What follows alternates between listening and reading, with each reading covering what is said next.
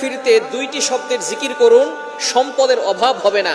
আল্লাহ পাক রব্বুল আলামিন আপনাকে সম্পদ দান করবেন, এটা আল্লাহ পাক রব্বুল আলামিন পবিত্র কোরআনুল কারীমের ভিতরে নিজেই বলে দিয়েছেন। সুতরাং আমরা অনেকেই অভাবের ভিতরে আছি, অনেকেই কষ্টের ভিতরে আছি, অনেকেই দুঃখ কষ্টের ভিতরে জর্জরিত, অনেকে ঋণের বোঝা নিয়ে দুশ্চিন্তার ভিতরে আছেন, টেনশনের ভিতরে আছেন। যত ধরনের টেনশন আছে, যারা ফ্রাস্ট্রেটেড পিপল, তাদের জন্য এই দুইটি আমলের কথা বলবো। আমি নিজে করে উপকার পেয়েছি, যাদেরকে এই আমলগুলো বলেছি তারাও অনেকটা উপকার পেয়েছে, এবং নবীজি সাল্লাল্লাহু আলাইহি সাল্লাম নিজেই কথা জানিয়ে দিয়েছেন উপকারের কথা। আল্লাহ পাক রব্বুল আলামিন নিজে বলে দিয়েছেন। আপনি চলতেছেন ফিরতেছেন, ওযু ছাড়াও আপনি আমলগুলো করতে পারবেন। একেবারে সহজ দুইটি আমল।